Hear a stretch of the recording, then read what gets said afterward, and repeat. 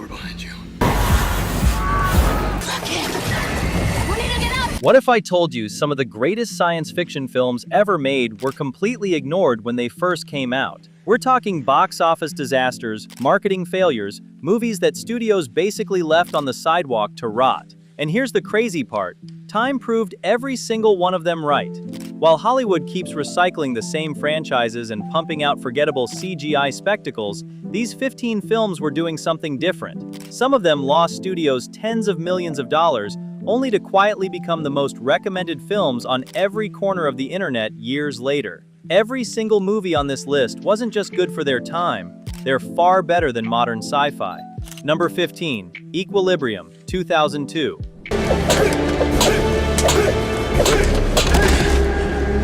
Equilibrium came out in 2002, starring Christian Bale, just 1 year before he would be cast as the Dark Knight. The film was set in a dystopian future where human emotion is outlawed and enforced by a totalitarian regime. Bale played a top government enforcer who begins to question everything he stands for after he stops taking his mandatory emotion-suppressing medication. It sounds like a premise that should have packed theaters, but Miramax had other plans. Or rather, no plans at all. The studio dumped Equilibrium into barely 200 theaters across the entire country, with virtually zero marketing behind it. No trailers on prime time, no billboard campaigns, nothing. The result was a catastrophic $1.2 million domestic gross against a $20 million budget. Worldwide, it barely scraped together $5.3 million. By every studio metric, this film was a certified disaster. But here is where the story flips completely. Once Equilibrium hit DVD shelves, something remarkable happened. Word of mouth spread like wildfire. Rentals alone reportedly pulled in over $25 million in its first year on home video. It became one of the top-selling DVDs of 2003. The fight choreography scene was unlike anything audiences had seen before. Bale trained extensively for weeks to master the sequences and reportedly performed the majority of his own stunts. Behind the scenes, the production was running on fumes compared to similar films. The entire movie cost less than what most blockbusters spend on catering and visual effects alone. Yet Wimmer and his team created action sequences so sharp and inventive that modern franchises like John Wick could never beat up till today. Number 14, Dark City, 1998. How are you? Directed by Alex Proyas, Dark City arrived in 1998 with a $27 million budget and a story that explored simulated reality, memory manipulation, and the nature of identity. Rufus Sewell starred as a man who wakes up with no memory in a city where the sun never rises. Kiefer Sutherland and Jennifer Connelly rounded out the cast in a film that felt like it was years ahead of its time. Because it genuinely was. The problem was that New Line Cinema had absolutely no idea how to market it. The studio even forced Proyas to add a voiceover at the beginning of the film that spoiled the entire mystery before it even had a chance to unfold. Proyas fought against it but lost that battle. The movie earned just $14.4 million domestic gross against a $27 million budget. Worldwide, it pulled in $27.2 million, which barely covered production costs before marketing expenses were factored in. But one person saw exactly what this film was. Roger Ebert didn't just like Dark City. He called it the best film of 1998. He later added it to his prestigious Great Movies series, placing it alongside some of the most important films in cinema history.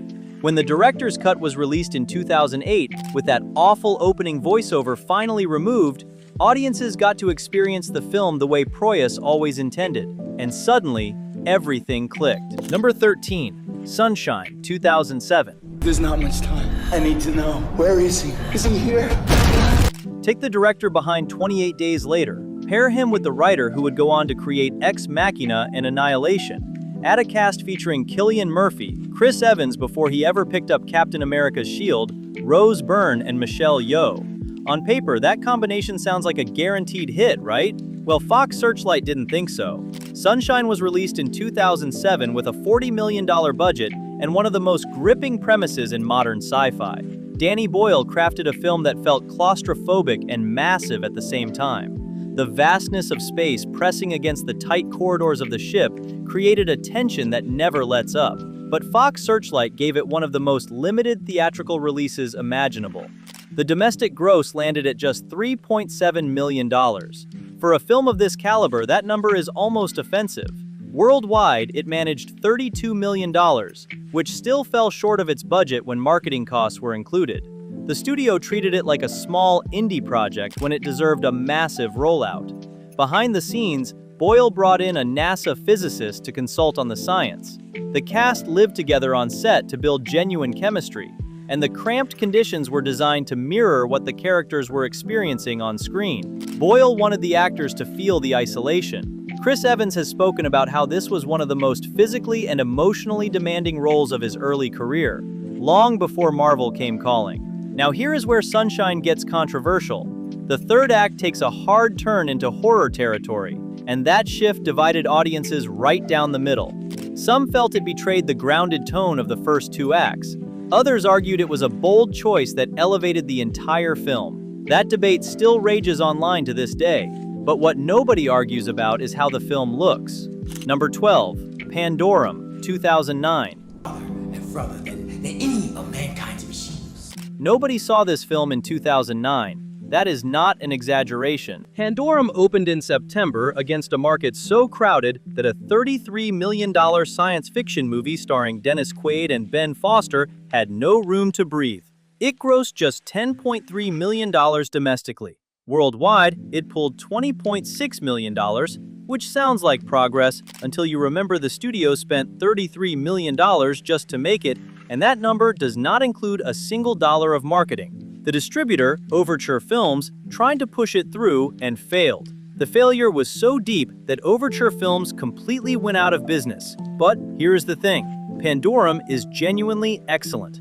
Director Christian Alvart built the film's atmosphere on practical sets that were intentionally kept dark and disorienting. The actors often couldn't see more than a few feet in front of them during takes, which added a layer of genuine unease to their performances.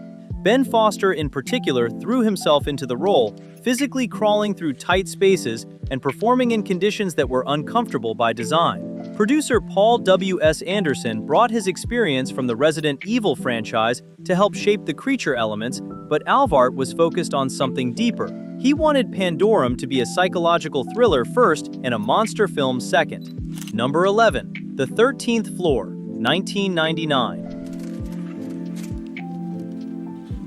At the Saturn Awards in 1999, The 13th Floor took home Best Science Fiction Film. A movie that most people have never even heard of was officially recognized as the best sci-fi film of the year. And the wildest part is that it probably deserved it. The 13th Floor was based on a 1964 novel called Simulacron 3 by Daniel F. Galouye. That means the story's exploration of simulated reality existed in print 35 years before Neo ever took the red pill. The plot follows a computer scientist who discovers that the virtual reality simulation his company built might not be the only one. That reality itself could be layered. Simulation inside simulation inside simulation. Director Joseph Rusnak poured everything into creating two distinct visual worlds. The 1990s present day was filmed with cold, sterile tones, while the 1930s simulation was drenched in warm, golden light. The production team meticulously recreated 1930s Los Angeles with period-accurate cars, costumes, and architecture. Behind the scenes, Rusnak pushed for practical sets over green screen whenever possible, believing that the actors needed to physically inhabit these environments to sell the illusion of layered realities. This attention to detail was remarkable, especially considering the modest $16 million budget. Domestic gross came in at $11.6 million. Worldwide, it scraped together $18.6 million. Number 10, Dredd, 2012. Most people who dismissed Dredd in 2012 had already made up their mind before they bought the movie ticket. So when Dredd arrived in September, it walked into a room that had already decided it was guilty. It opened to $13.4 million domestically against a $45 million budget. Worldwide, it pulled $41.5 million, which still left the studio absorbing a loss estimated at $26 million after marketing was factored in. It was gone from most theaters within weeks. By every traditional Hollywood metric, Dredd was dead. Then something happened. In the months following its theatrical collapse, Dredd became one of the best-selling Blu-ray releases of 2013. The home video numbers reportedly cleared $25 million in North America alone within the first few months of release. Karl Urban plays Judge Dredd from behind a helmet he never once removed. The film was shot in Cape Town, South Africa to manage costs, and writer Alex Garland, who later directed Ex Machina and Annihilation, was so heavily involved in the actual direction that multiple crew members have since described his role as closer to co-director than writer. The slow-mo drug sequences, where a synthetic narcotic makes users experience time at a fraction of its normal speed, were shot in high frame rate and produced some of the most visually inventive 3D photography in cinema history. Number 9. Gattaca, 1997. Vincent Anton Freeman, and I'm a fake birth or a degenerate, whatever you want to. When Gattaca was first out, it flopped so hard Sony Pictures lost almost $20 million. Gattaca came out in 1997 with a $36 million budget and landed with a domestic gross of just $12.5 million. By every financial standard, this film was a disaster. Sony had no idea what they had on their hands. Ethan Hawke stars as a man born naturally in a future where genetic engineering determines your entire life. Directed by Andrew Niccol, the production design was genius in its simplicity.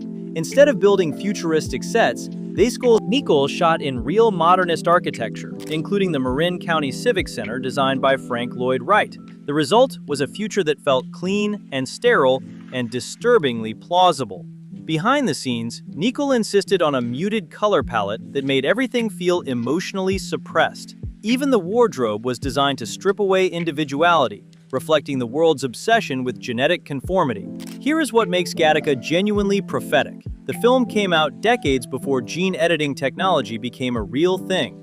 Now that scientists can literally modify human DNA, the ethical questions Gattaca raised aren't science fiction anymore. They are front-page news. NASA even named it the most accurate sci-fi film ever made. The word Gattaca itself is composed entirely of the letters G, A, T, and C, which represent the 4 nucleotide bases of DNA. That level of detail tells you everything about how thoughtfully this film was constructed. Number 8. eXistenZ, 1999. In April 1999, David Cronenberg released a film about plugging organic game pods directly into human spinal ports to enter a virtual reality that blurs every line between what is real and what is programmed. eXistenZ was made for $15 million as a Canadian production, and it never stood a chance commercially. Domestic gross came in at a brutal $2.9 million. Worldwide, it managed approximately $7.8 million. Those numbers would be disappointing for an indie drama, let alone a sci-fi thriller from one of the most provocative directors alive. But here is why that is so frustrating. Cronenberg was exploring our addiction to virtual worlds and technology through a lens that feels more relevant now than anything. The game pods in eXistenZ are alive. They are fleshy, organic controllers that connect to your nervous system through bioports surgically installed at the base of your spine. Players lose track of which layer of reality they are actually in. Behind the scenes, the practical effects team built the game pods from actual animal organs and synthetic materials, creating props that looked and felt disturbingly real. Cronenberg refused to use CGI for the pods, insisting that actors needed to physically hold and interact with something tangible. The result was a tactile grossness that no computer-generated effect could replicate. This is why eXistenZ is now considered as the most underrated Cronenberg's work in cinema history. Number 7. Strange Days, 1995. Strange Days had a $42 million budget and crawled to a $7.9 million domestic gross. Worldwide, it barely scratched $17.7 million. The film is set on the final 2 days of 1999 in a chaotic Los Angeles where a black market has emerged around a device called Squid. This technology allows users to record and playback human experiences directly from the cerebral cortex.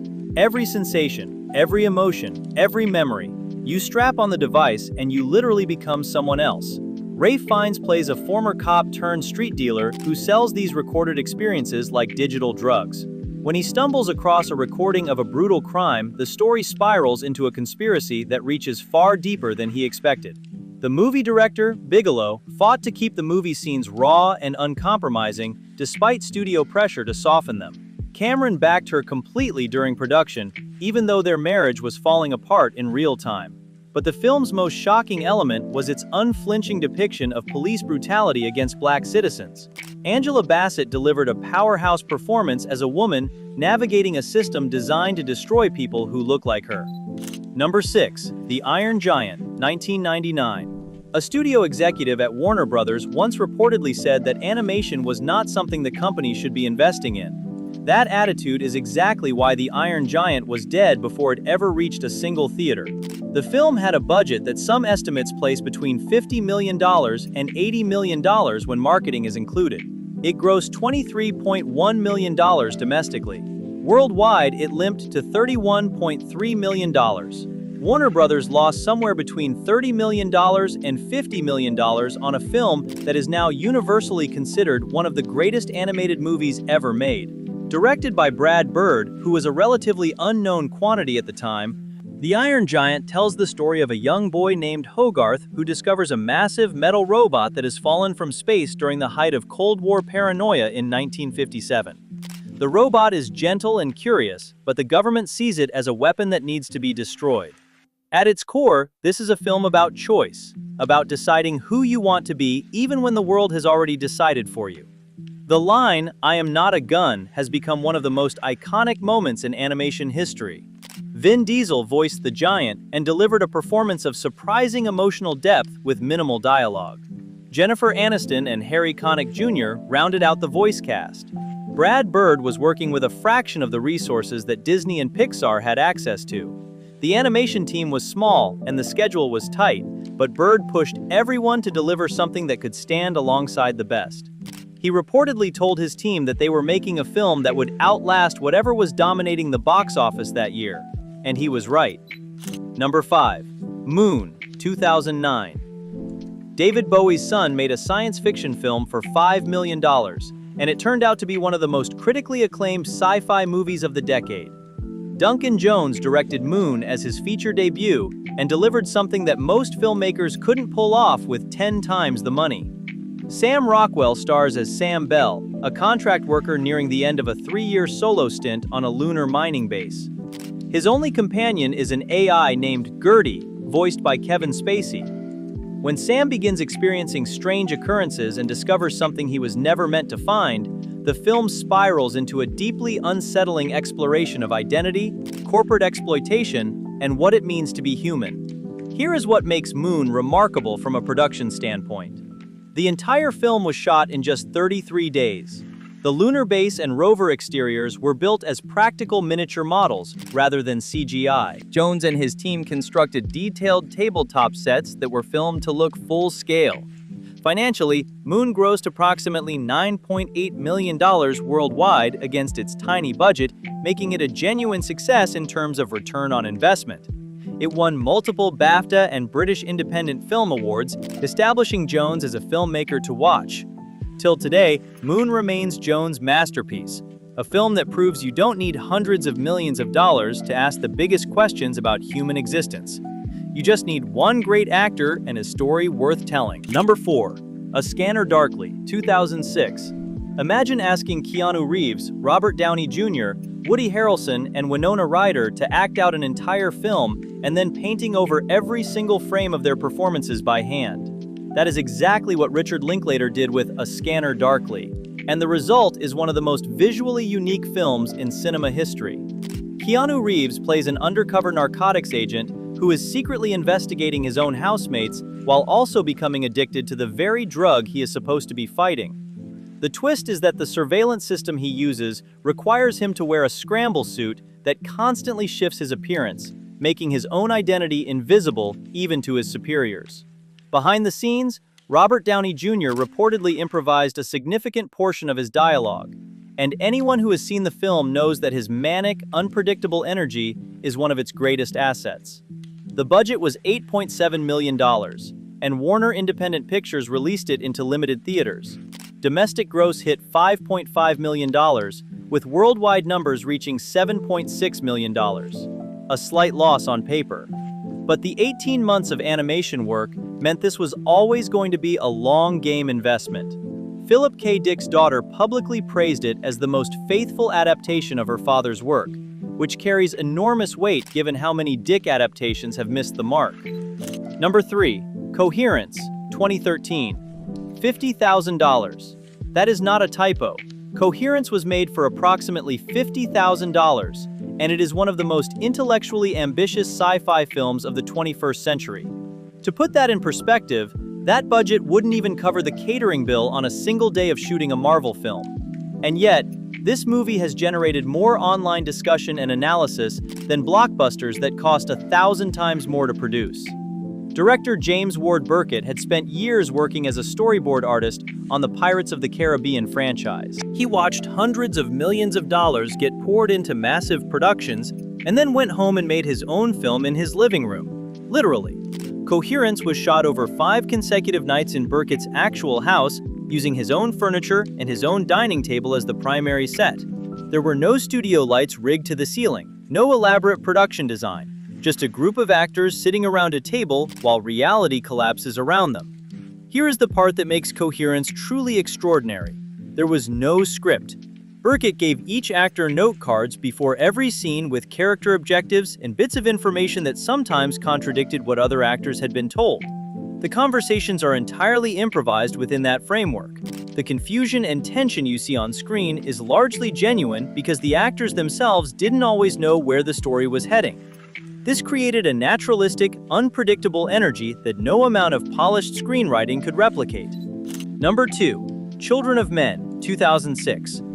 Alfonso Cuarón made a film set in the year 2027 depicting a world overwhelmed by refugee crises, authoritarian governments, crumbling infrastructure, and a humanity that has simply given up hope. The budget was $76 million. The cast included Clive Owen, Julianne Moore, Michael Caine, and Chiwetel Ejiofor. The director had already proven himself with Y Tu Mama Tambien and Harry Potter and the Prisoner of Azkaban. Everything about this production screamed prestige. On paper, Universal Pictures should have had a guaranteed hit on their hands. Instead, the domestic gross landed at $35.3 million. Worldwide, it reached $70.6 million. The technical achievements alone should have filled every theater. The car ambush scene was filmed inside a specially engineered vehicle rig that took months to design and build. The camera moves seamlessly through the interior of the car as an attack unfolds in real time with no visible cuts. When blood splatters on the lens, Cuarón kept it in because he wanted the audience to feel like they were physically inside that car. Behind the scenes, Cuarón reportedly clashed with Universal over the film's relentlessly bleak tone. The studio wanted something more commercially accessible. Cuarón refused to compromise. Marketing materials struggled to convey what the film actually was because it defied easy categorization. It wasn't an action film. It wasn't a traditional thriller. It was a meditation on despair and the fragile possibility of hope wrapped inside some of the most ambitious filmmaking anyone had ever attempted. Number 1. Blade Runner, 1982. In 1982, Harrison Ford was the biggest movie star on the planet.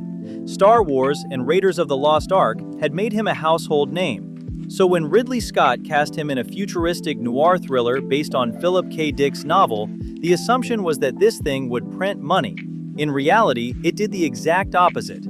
Blade Runner was made for $28 million, which adjusted for inflation sits around $86 million in today's money. The domestic gross came in at $27.6 million.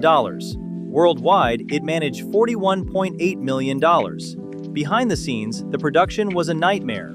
Harrison Ford and Ridley Scott clashed constantly throughout filming.